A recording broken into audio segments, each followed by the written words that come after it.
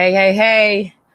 Good afternoon, everyone. Hello, welcome to the Friday Live. I'm actually going to start calling this the Family Friday Live or Family Talk Friday. I don't know. I'm looking for a title. So y'all can help me out with that. If you're good at titling things, help me out. Because I love the way that we had that family discussion a couple weeks ago. And it's really about building legacy for your family. So I think I want to tie that into our Friday Live titles. So Family Talk Fridays. How about that? Hey, Kim, good morning or good afternoon. How are you? Welcome back to Family Talk Fridays. I'm Karwana D, your government contract strategist.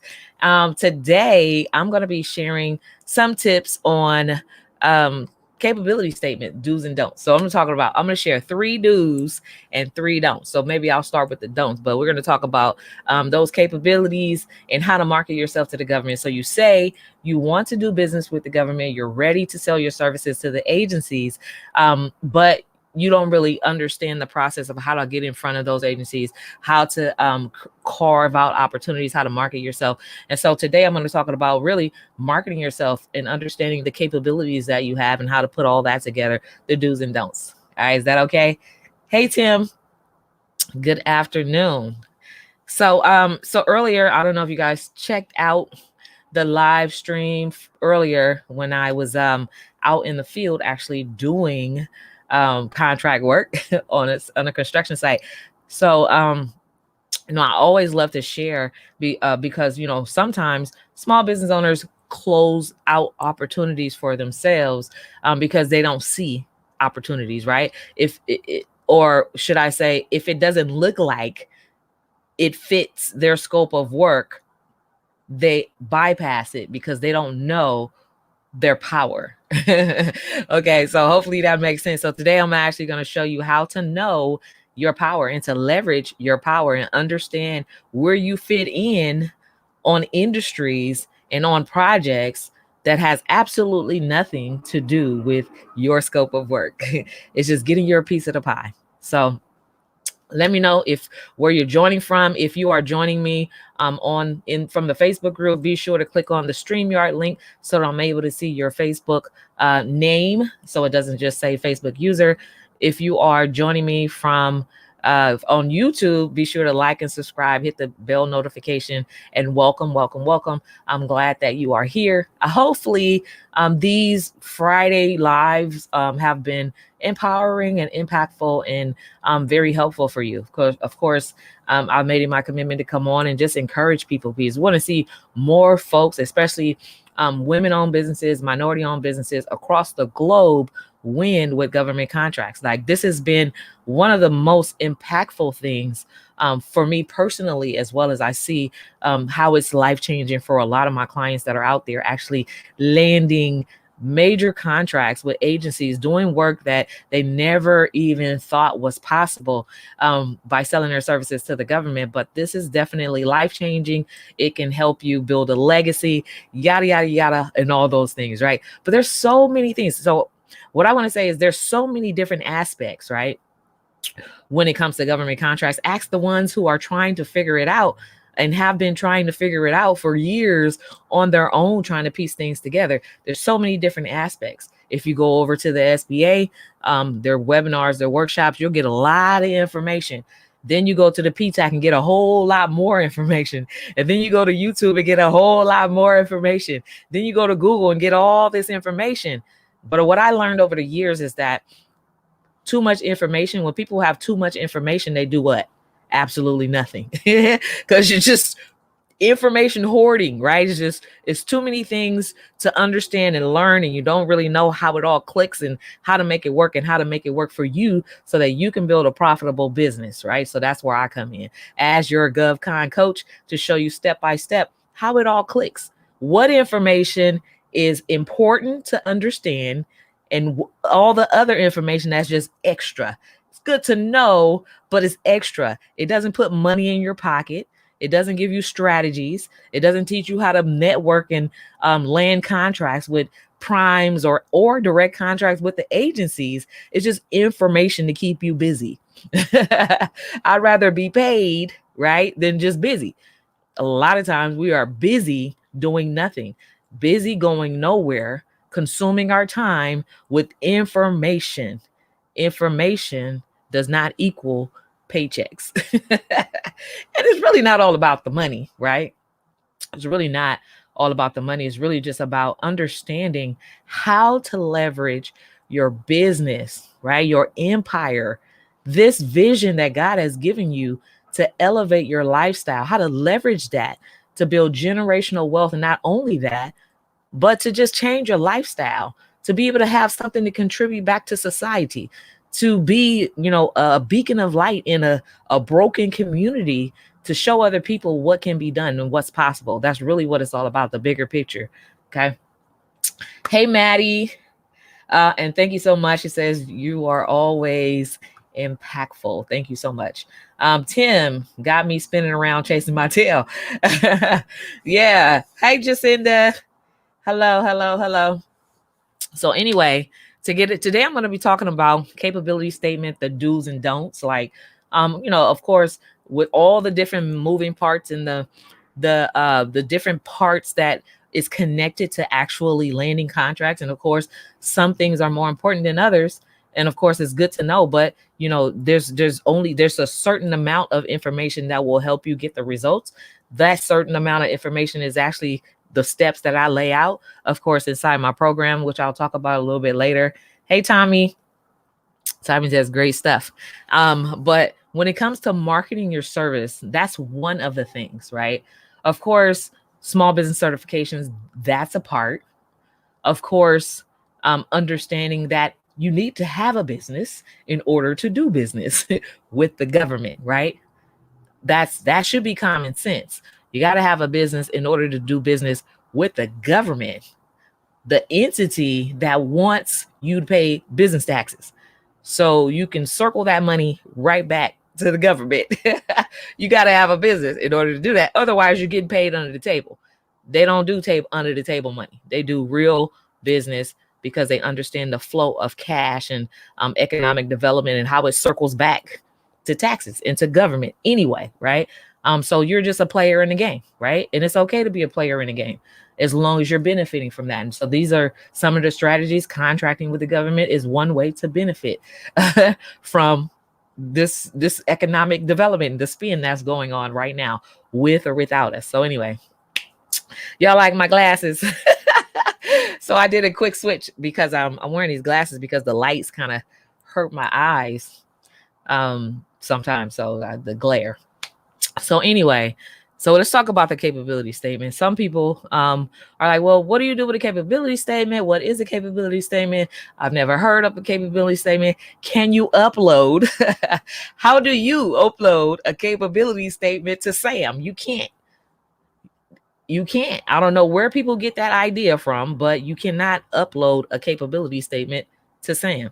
You can, however, in SAM, and that's just one of many databases that we're talking about here, optimize your SAM profile to match your capability statements and to build out your capabilities in the dynamic small business, whatever it's called, database, right? So you can optimize your profile to match your capability statement, but there's no way to upload your capability statement to SAM. So that's one tip. So Tommy says the future is so bright, gotta wear them. I like that. So anyway, so who's ready to get into the do's or don't of capability statement? If you have a capability statement, let me know in the chat if you already have that. If you don't, and you want to know exactly what that is, you try to figure out what am I even talking about, let me know that too, so I can know who's in the room, who I'm talking to, and who I'm going to help today. All right, so let me know. So anyway, capability statement, definitely in a nutshell, is a business resume, a resume about your skills. Hi Kim. Oh, she said yes. I think I already said hi to you, but yeah, so you have a capability statement. That's awesome. So I'm working on mine, I promise. Okay, cool. So it says Facebook user, but be sure to click on the StreamYard link so that it'll show actually your name so I can know who I'm talking to. Granny Squad says I have one. Good. The layout when you're not good at Word. Okay, yeah. Ready. Deidre says ready. And my capability statement is done. Good. Awesome. All those who have their capability statement. Oh, hi, Wavette. Okay, cool. She says you're working on it, huh? All right, so cool. So anyway, a capability statement, just so you know what we're talking about, is a one-page document that basically showcases who you are as a business owner and the skill set you have. How can a company or agency or even a prime contractor leverage you to be a part of, basically to be a part of those $1 trillion spends, those $1 million budgets, those $1 billion projects? Bear says it's new language to me. Okay, so this is going to be important. It's important. So be sure to stay the whole time so you can learn about a capability statement, the do's, the don'ts, basically the strategies that I'm going to be sharing with you all today. So so anyway, capability statement, it's a document, right? What can you do with that document? You can't upload it to Sam, of course, but you can proactively. So it's proactive. So here's the thing. Before I jump too deep into the three do's and the three don'ts about a capability statement, here's the thing that I want to share. There's a lot of different ways that once you're in position, the formation, right? If you were a part of my 5-day challenge, if not, you can actually still get a copy of that 5-day challenge, which was very, very powerful. In fact, backed by popular demand in April, mid-April, sometimes we're going to do another 5-day challenge live. Of course, it's going to be a nominal fee to enroll, but it'll be under $50, I promise. But it is transformational, right? Especially for those who are new and trying to understand how to make contracting work for their business. So we'll be dropping some information very, very soon in the group, just so you can get registered to be a part of that amazing transformational 5 days of getting pre-qualified to do business with the government. Okay.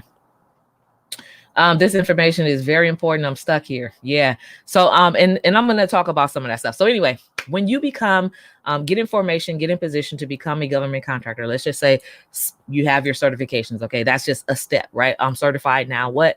There's a lot of different steps. There's a lot of micro steps, right? But because you are in the system now, they see that, oh, here we have minority small business owners. Let's look in this database. Let's look and see who does what. Oh, so now you're registered by your NAICS code.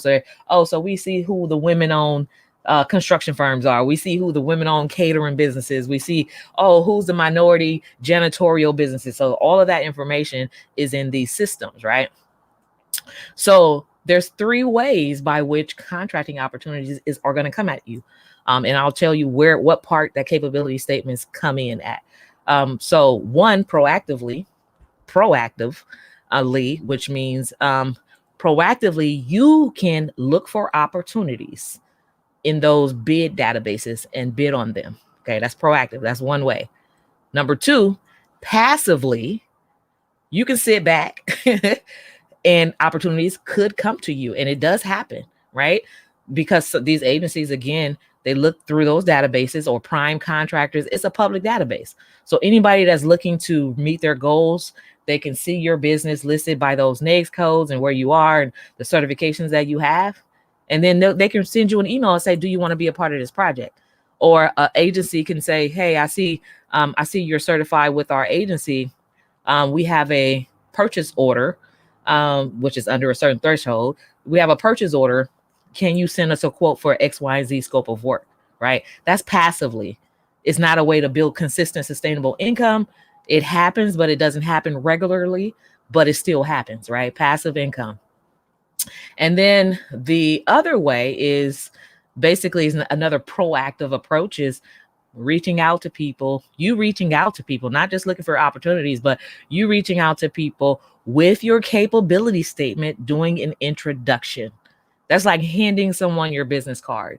That's like saying, this is who I am. These are the capabilities that I have. These are the certifications that you can use. You can use me in this capacity so that you can meet your goals. That's what a capability statement is for. It's not a resume. Okay. So somebody says 2 primes. Kim says 2 primes have contacted me.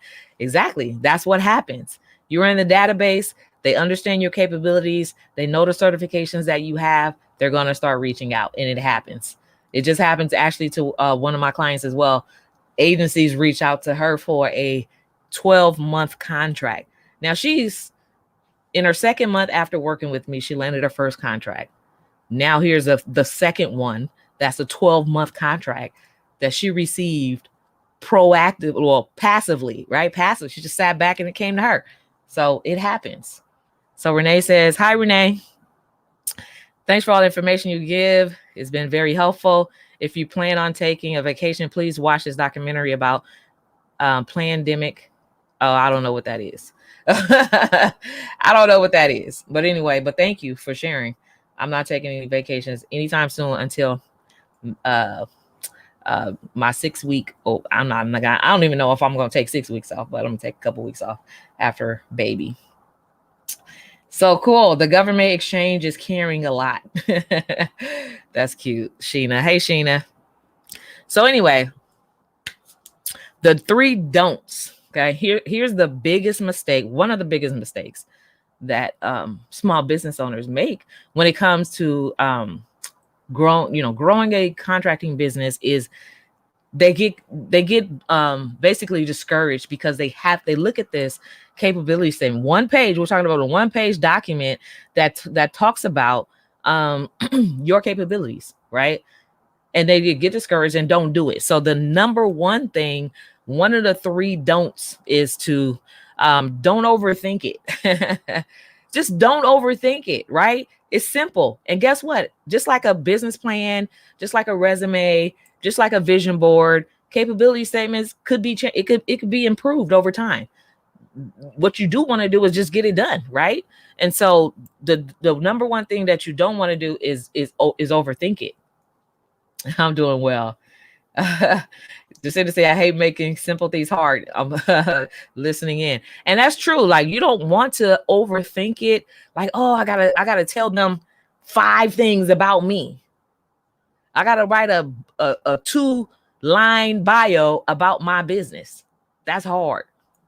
For some people, it's really hard for you to tell an agency or a prime or to tell someone 2 lines. That's like 10 words, 10 to 20 words about you and your business. What's great about you? What sets you apart? It's hard, right? And so some people say, well, I'm just not going to do it.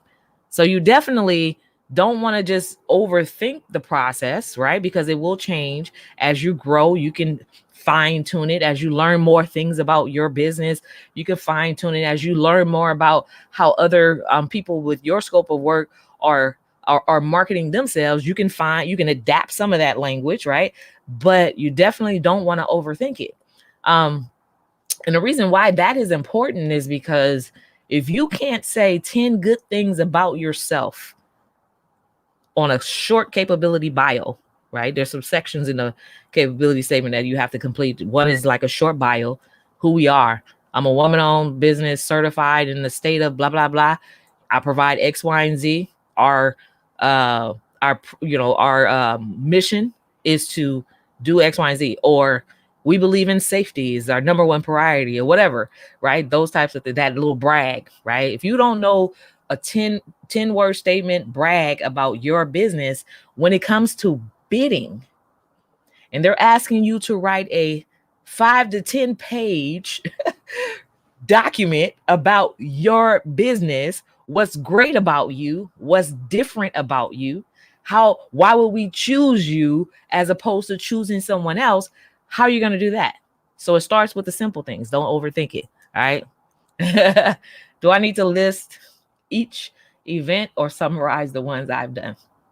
I'll get to that in just a moment. So that's number one. The 3 things that you don't want to do is overthink it. Number 2, and this is going to answer your question, Angela.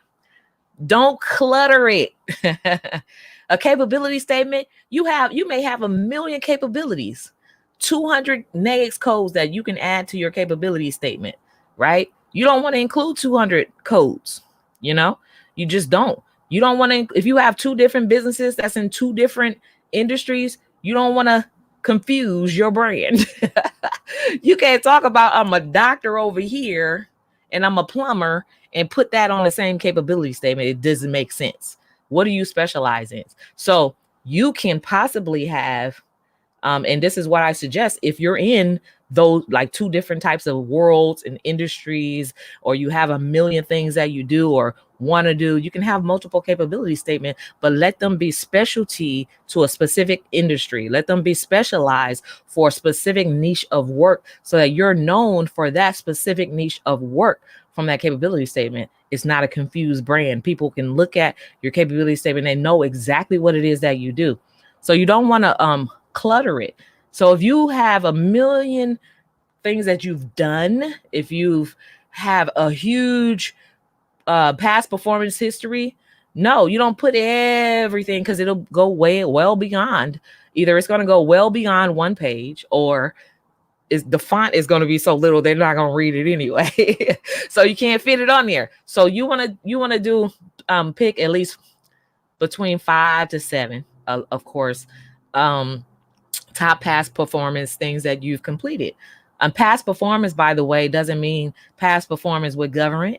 It doesn't mean past performance with major clients. It could be a past performance that you've done for an uncle, right? Maybe you've helped him move and you have a moving trucking company or whatever. That's past performance history. You've done that before. Whether it's a family member or not, you went there, helped them move their furniture. So now you have a furniture moving business, and that's what you want to show, that history, right? But you can't take your history back 20 years. You want to do just a couple different things to show you this. These are the highlights. Okay. So don't over clutter it. You do, however, want to put all of your certifications. You definitely want to put all of your certifications on there. Okay. But when it comes to the NAICS codes, past performance history, your bio, all that stuff, you want to minimize it, just highlights, right? Because nobody's going to read that stuff. People don't read these days. They'll glance at it, and you want them to be able to at a glance know what you do and how they can leverage you and how they can add you to their project so that you can help them meet their small business goals. That's what it's all about. So the third don't do, don't clutter it. Yeah. So the third don't do is do not do it because it's too much. That's the third don't do, right? The third thing you don't want to do is to not do it simply because it seems like it's too much, right? People are overwhelmed. I'll do it tomorrow. I'll do it next year, or it's too much information, too many thoughts. You can knock out a capability statement in one day. If you've been waiting and been working on it for 6 months, then shame on you. Then you're not serious. You don't really understand what you're holding yourself back from. You don't really understand that once that's done, that now there's so much more work to do, right? Don't get tied up in the capability statement. It's just one page. It can be sloppy, ugly, all that stuff, but it's a highlight of you. And guess what? It'll improve over time. You can always do updates. And if you simply don't have time, Fiverr, there's freelancers, just let them know this is what I do. Give them the information, give them an example, and let somebody else do it. Sisters, aunties, cousins, or nieces, nephews, daughters, whoever, right? Fiverr, Upwork. There's so many people out there ready to take those small tasks off your hands. You can get one done for like under $20 on Fiverr or whoever's going to do it. But anyway, just get it done. So do not do it because you feel like it's too much work. Okay. Am I helping somebody? Is that helpful? Angela says, show the highlights. Do not clutter it. Cool. All right. So we're going to get to the 3 do's of a capability statement. What do you do with a capability statement? What are the 3 most important steps to having a capability statement? What do you want to do with it? So number 1, you do want to create one. Yes, you definitely do. You want to create a capability statement. If you're a government contractor, you're new, you're just beginning, that is a part of the package, right? Outside of getting certified, you have to package your marketing proposition. Y'all remember a couple of weeks ago when I was talking about the six-figure formula to government contracts, where you can land a multiple six-figure income with working less than 90 days out of the year. I showed you the steps and the strategies, how to do that, the pricing, how it all works, all that stuff. The key to it definitely is marketing proposition. You have to have a capability statement. You have to know how to sell that. How are you selling? Like, okay, we know that you're certified for this service, but we don't know specialty services or niche-based services, or specifically, what do you do? Okay, we see that you're a minority trucking company, but what type of trucking? Is it hauling? Is it dump truck? Is it driving? Like, is it rental services? We don't know what you do. So that's where the capability statement comes in, so that you can basically highlight the qualities of your business, the purpose of your business, the certifications that you have and how you can be leveraged, but most of all, what scopes of work you provide. Break it down and be specific. And again, don't clutter it, don't overdo it. Just give highlights, right? So do create one. So number 2, the second part of the things that you do want to do with a capability statement is you want to leverage it to tell who you are and what you do at a glance. That's a highlight. That you want someone to be able to not read through, but take a glance at your capability statement and know exactly what you do. How do you get that message across? Of course, bullet points are helpful. Images, right? If you're a designer, of course, you want to include, not clutter, but include maybe some of your design images on there, or an example, or something, a picture of you in the field or working or doing whatever it is that you do. Illustrate that on your capability statement. So there's no wrong or right way to get one done. You just want to get it done, right? But you definitely want to be able to tell at a glance who you are and what you do and how they can leverage you. So definitely that is important. So the third do, and let me know if you guys have any questions, drop those questions in the chat.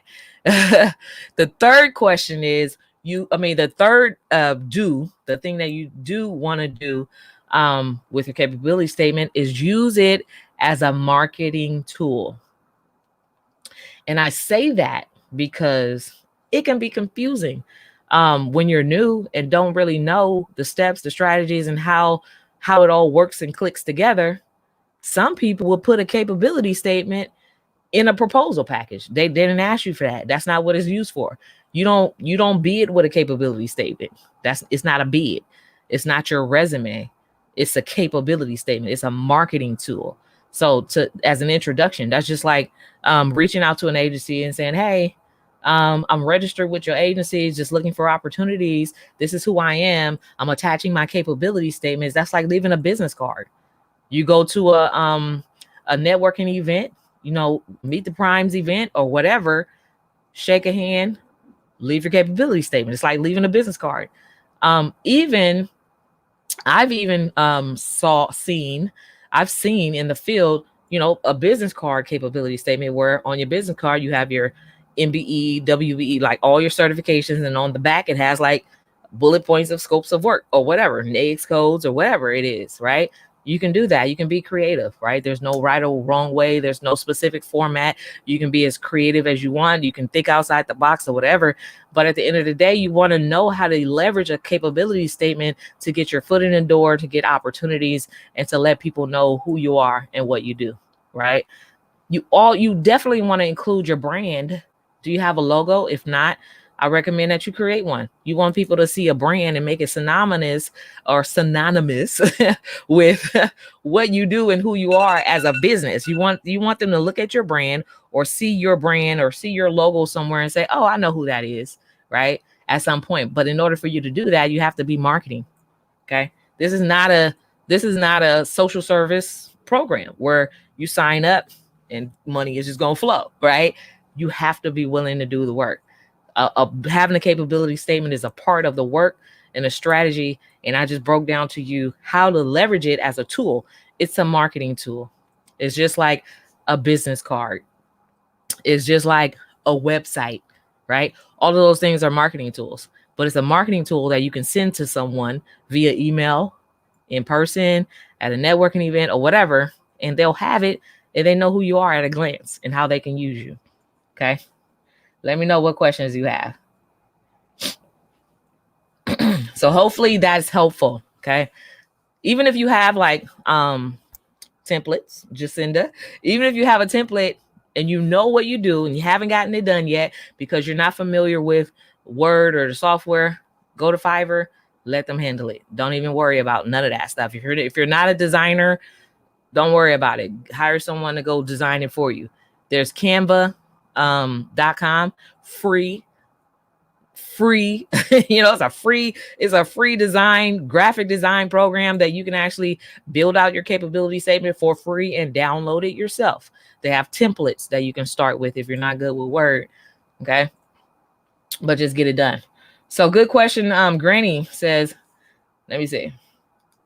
I love this question because I get this one a lot. And I'm going to tell you a story behind this, a perfect story to answer your question. So how many years would you have to be in business in order to be considered for government contracts?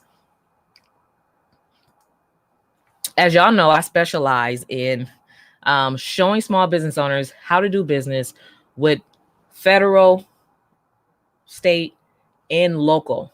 Okay. There's 3 levels of government. Every level of government has their own time in business requirement. Okay. If I can say that. Roy says, this was excellent coaching. Thank you. And you're welcome. Thank you, Royce. So every level of government has their own time in business requirement. There's a story about a young man. Real story. Google it. His name is Wesley Ross. Okay. Most of you may have seen me share this story before or heard me share this story before, but in 2019, when COVID first hit, there was a massive need all of a sudden for hand sanitizers and masks. Here's 16-year-old Wesley Ross without a business, but he was trying to figure out a way to support his education and to just have extra pocket money. 16-year-old. On the federal level, he didn't have a business. He ended up getting one. And guess what? He understood War Dogs, the movie War Dogs. If you haven't watched it, make sure y'all check it out. War Dogs is telling the story about how 2 people, real people in real life, landed a $300 million contract selling war weapons to the government. Same way you can sell shoes to the government. Same way you can sell your janitorial services to the government. The same way you can sell your catering services to the government. The same way you can sell your business services to the government with this little known initiative. That initiative is real. That initiative is the same initiative that Wesley Ross used as a 16-year-old to start a business in 2019 and land contracts selling masks and hand sanitizers to the government. 16-year-old kid, he did that. Brand new business, right? So on the federal level, you can be in business 3 months, 6 months, or whatever, as long as your EIN registers and your Dun & Brad registers and you can be found in the system. It doesn't matter. There's no time limit. There's no age limit. You can start right away. Deidre says, I saw that movie and thought about my own business. Yeah. So when I saw that movie, I was like, wait, they're talking about government contracts. That's why sometimes, like, I love watching movies because there's hidden secrets in that. It's hidden knowledge in those movies that you got to think about. Were those movies, like, what inspired that movie? It's a real story behind it. And I'm like, wow, that's everything that I've been telling people. It's a government initiative. Oh, these 2 kids, 20-year-olds, didn't know anything, but they learned that you can sell your business if you're registered as a small business. Under the SBA Act, they say they have to spend 26% of this multi-trillion-dollar spend with small businesses. It only makes sense to register as a small business so I can sell that service. Oh, I found a bid. Can I go buy it and then up the price and then sell it to the government? Yeah. It's just getting information, understand marketing, proposition, looking for opportunities and responding. Marlana says, I say it only in America. Yeah. So anyway, what was I saying? What What was I talking about? Okay, so anyway, so to answer your question, how long you have to be in business, it doesn't matter. The only level of government that actually that may have a time in business clause is the local city. And the reason why they do that is because in your local city and county, with all the virtual offices that are out there, all the PO boxes that people are getting, right? In the local city and county, they have a percentage goal to utilize and to stimulate the local economy. And they have contracts that are set aside specifically for those local businesses. How do you know if they're local businesses?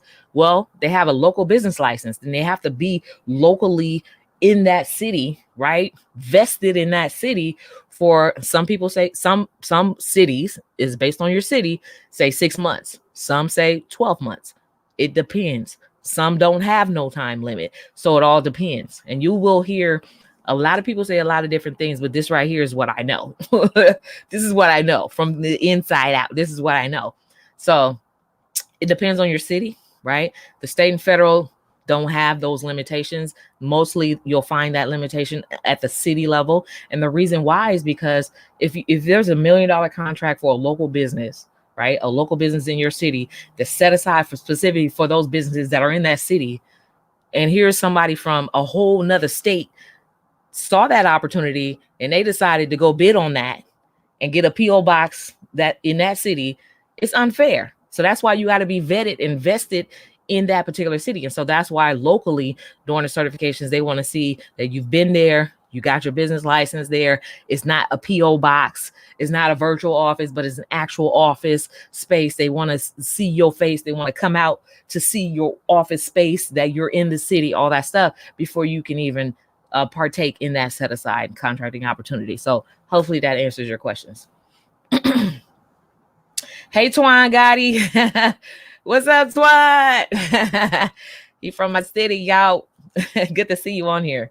So Royce, can a capability statement meet the need for city, state, and federal entities? Okay. So meet the need. So a capability statement, again, is a marketing tool. Can it meet the need? There's no need, right, for a capability statement. So it's not a need. It's not a need.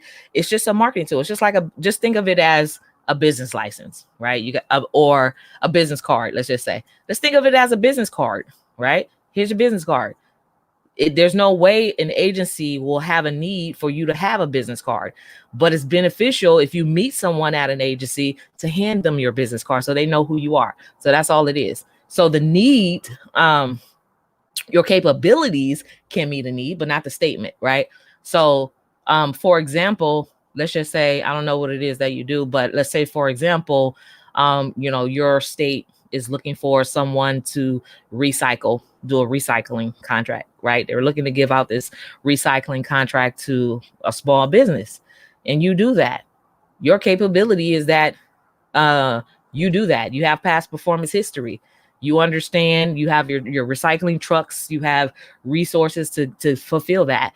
Then you meet the need. You as a small business owner, you meet the need. Not your capability statement, but the capabilities that you have as an individual small business owner, your capability meets the need.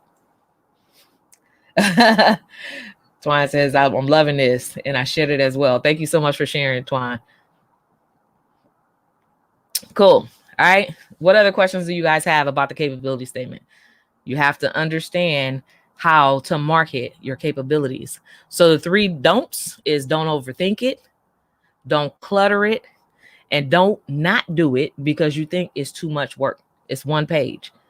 If you don't know 5 things to say about your business, then when it comes to writing a 10-page proposal in response to a $10 million job, you're going to be stuck. So you have to understand who you are and what you have to offer. Brainstorm it, write it out. What's great about you. That it should be easy, right? And I don't want to take it for granted that because I've done it, that I think it's easy, but it should be, right? It should be easy to say, my name is, or I'm a certified woman-owned business that provides X, Y, and Z, right? If you have a business, you know what your business does. Well, at least you should, because I got to take that back, because I had a young lady Say, I want to learn government contracting. I want to be your client. I want you to, I want to enroll in your program. And I'm like, well, what do you do? Well, I have a business, but it's just general.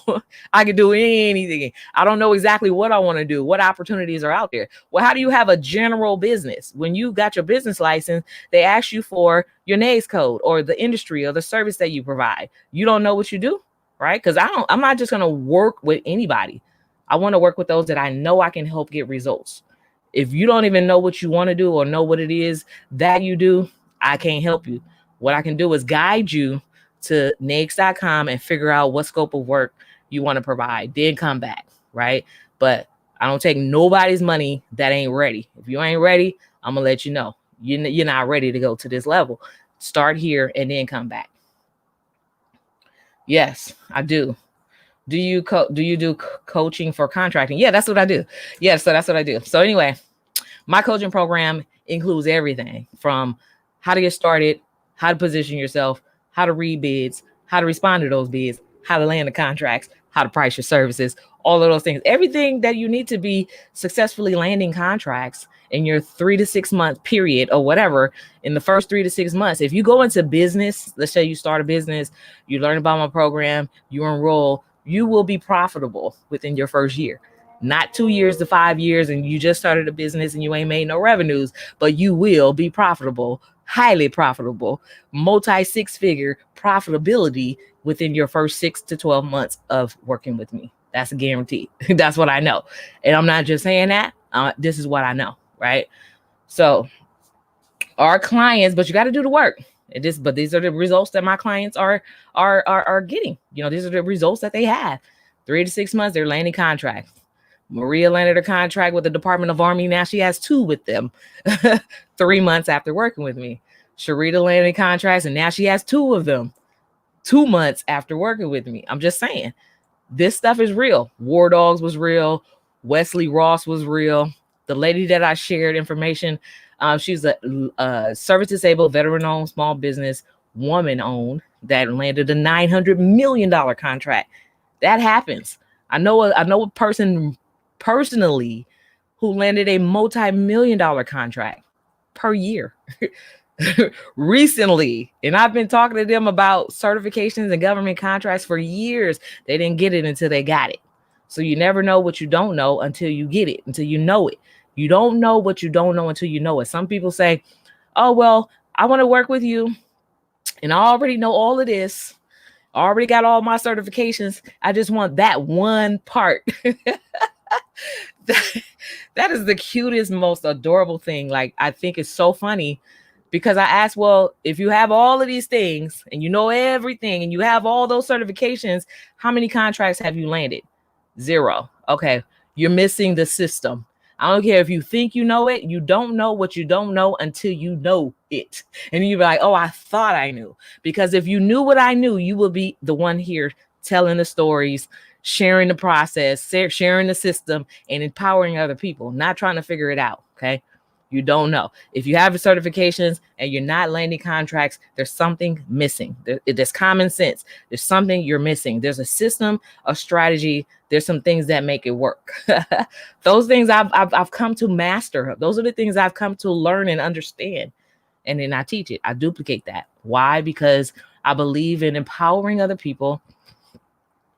Number 2, I believe in helping close the wealth gaps in Black and brown communities amongst women. I think the most important thing in life is for women to be financially independent. And I'm not pro-woman, anti-man. I have a husband. But women needs to be financially independent because we have always been, regardless, the backbone of the family. We've always been the driving force of success behind a husband, a spouse, a man, or whatever. Believe it or not, we have been, right? Does that mean we're better or higher than the heat? No, we're not. It doesn't mean that. It just means that, we humble ourselves and let them think they're leading. But really, we're the leaders. And that's the truth. That's what I've learned. That's just my experience. That's my story. And I'm sticking to it. I'm just saying, financially independent. The reason why is because And I've been here and I can speak from experience.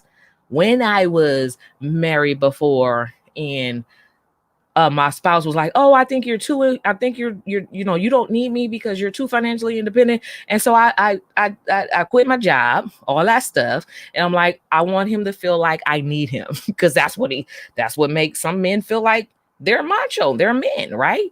But when you go through that and you know that, and a person knows that now you're dependent of them and you feel like you're safe in that because you have a ring, you're married, you have a family, all that stuff. And then when hell happens, they want to walk away and leave you with nothing. And then what? You go back and you say, all these years I could have been here. All these years I could have done that. And so we need to be financially independent. Does it mean you need to overpower your husband? Or no, it doesn't. It just means you need to be financially set regardless of what's going on, no matter what, right? We're going to make sure our kids are eating, the bills are paid, all that stuff, regardless, for the just in case. So you need to have a just sit and say, right. So you need to have your backup plan, your stability too, right? And you help him build his stability. So then that way, if you part ways, you know he good and you know you good. But people try to destroy each other at the end of marriage and relationships. If it doesn't work, I want to take everything and I want to leave you begging or whatever. Just cut out the mess. Let's build him up. Let him build you up. Y'all work together, build wealth. And if it don't work out, you know he good and you know you good. Everybody's happy, right? That's the way it should be. So anyway, so that's the reason why I do what I do. Financially, we need to be set. Black and brown communities need to be set. We need to have something. When gentrification happens in our community, we don't want to be the ones pushed out because you can't afford to be nowhere. We want to be a solution. We want to be the one that say, okay, well, gentrification is happening. These houses are selling. Let me buy this block to lock in these people that I've known, that I've grown up with, that has been here for ages. I can do that if I have a vehicle. The financial vehicle is your business. If I have a vehicle that's generating wealth. How to generate wealth? Well, government contracting is one great way and a proven way to do that. There's other ways, of course, corporate contracting, business credit, investing in real estate, investing in land, but not just having real estate as a liability. We don't want to have a 30-year mortgage. We want to start off with flipping that liability and creating an asset out of it. The first one is going to be rental property. That way, when I go into my living one, my rental property is paying for my living one, my live-in one, right? And then duplicating that, right? It's all about wealth strategies and understanding how everything works. So those are some of the things. Those are some of the tips. I always talk about these types of things. So, and leveraging life insurance. Did you not know that life insurance is for more than just burying somebody? In our community, we think, and I'm getting off, and I know we're supposed to be talking about capability statement, but I'm just saying, I got to talk about it. In our community, the stigma, if you talk about life insurance and you ask somebody, do you have a policy? Let me open up a policy on you. They're like, you're trying to kill me. You wishing I was dead. You think I'm gonna die, that type of stuff. No, life insurance is a transformation or a transference of wealth. Is a way to generate wealth when you know how to use it right, when you get the right type of policy, when you understand how it works, right? And how to make it work for you in a way that it's especially for entrepreneurs, business owners, CEOs who don't have retirement. It's your retirement. It's a way for not only for you to get write-offs and save money from your billion-dollar business that you're growing with government contracts. It's a write-off, but it's also a retirement. And if you understand how it works and how the policy grows, and if you have the right one, you have to be educated on getting the right ones. You can pull out that for living benefits. Okay. All of that is about wealth. So these are the things that we're missing in the schools. These are the things that we're missing in our community. These are the communication, like the things that we don't talk about in our community is missing. The whole generation is just off, right? We had Black millionaires before. We had Black and brown millionaires. People were homeowners. People owned land. and farms and stuff like that. But now we don't want to do nothing. All we think about, all we're taught in this generation, all we're taught and are exposed to is go to school to get a fake education. Talk about that last week. Go to school, get a fake education, and be driven by the fake American dream. Well, my American dream is to be financially free, financially set, and in a position to help my people, not to be in debt with a 30-year mortgage, working 9 to 5, halfway broke, living paycheck to paycheck. That's not my American dream, but that's the one you will get in our school systems. So anyway, I'm moving on. Hopefully that was helpful, y'all. I just had to share. I mean, if I'm moved to share it, I got to share it. It's all about financial education and understanding your business is your wealth building vehicle. It is nothing more than that. And guess what? You can have more than one. Teach that to your kids. Tell them you don't have to go. If you don't want to go to college, I understand that. If you think college is going to keep you or is going to help you to go get this job, I understand that. But did you not know you can work your way up and have the same position as someone with a master's degree by working your way up? It's possible. I've seen it. I saw it when I was in corporate America. But did you also not know that you can start a business and be a multi-billionaire? Something that you can never, and probably most and won't never do working for somebody else. A business is a way to generate wealth. So anyway, all right. So I shared with you all the 3 don'ts and the 3 do's. Taking it back to the capability statement. It's a marketing tool. Don't overthink it. Don't clutter it. Do not do it. You definitely do want to create one. Leverage it to tell who you are, what you do, and so people can know what you do at a glance. And you definitely want to use it as a marketing tool. So anyway, that's my tip for today. If you guys have any questions, let me know in the chat. Other than that, I'll see you on next Friday for our Family Talk Friday. That's what I'm naming the show, Family Talk Friday. Can we talk?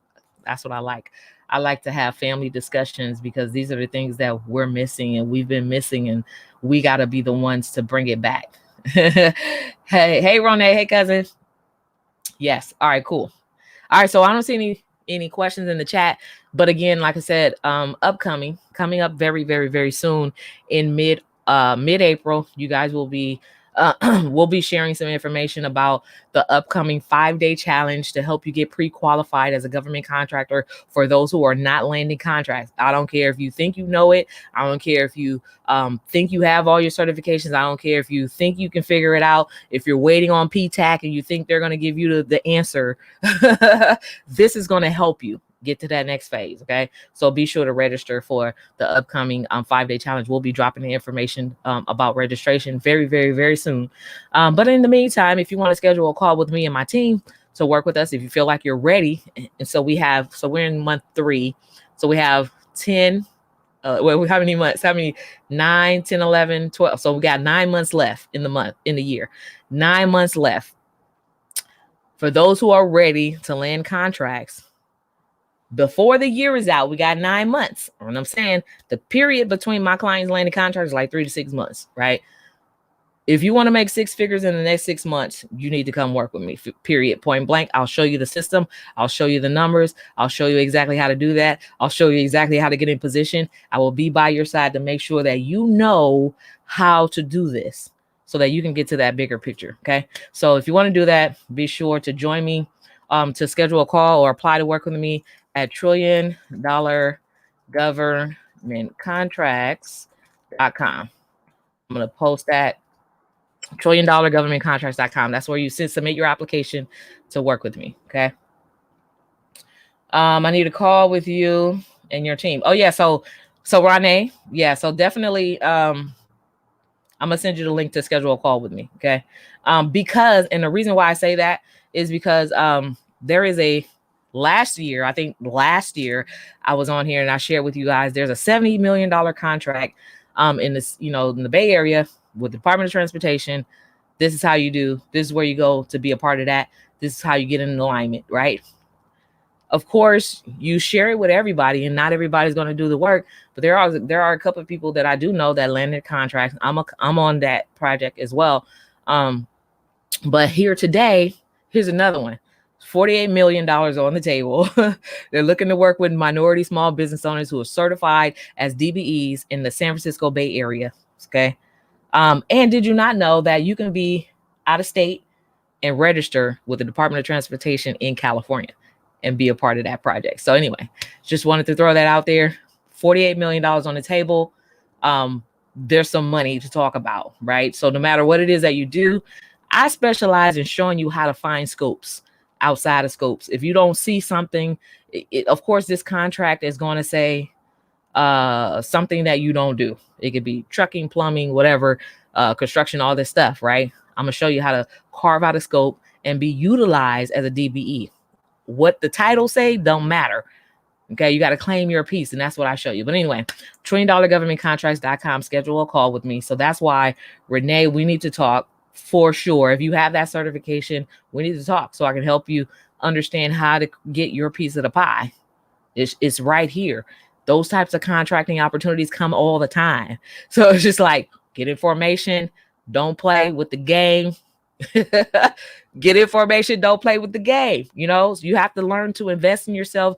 You have to learn that investment brings profit when you're invested in the right place, right? So let's work together. Schedule your call, $1,000governmentcontracts.com. Apply to work with me. I'll be happy to help you get in position for opportunities like this, as well as any opportunity on your city, state, and federal level. So anyway, you all have a wonderful, wonderful day. That is my tip for today's Family Talk Friday. I'm gonna try to remember that because I've been looking for a title. So I feel like it's a family talk. We're talking about wealth and finances and business and entrepreneurship and how to grow your business, all of that. That's the stuff that you bring to the table with the fam. Okay. So anyway, Twan Gotti, Twan says, always investing. Cool. Pushing Black excellent. Yes, absolutely. All right. So you all have a good one. Next Friday, I'll be here, same time, 11:05 for Family Talk Friday. I love you guys. And I look forward to working with some of you, but also scheduling that call. All right. Have a good one. Bye-bye.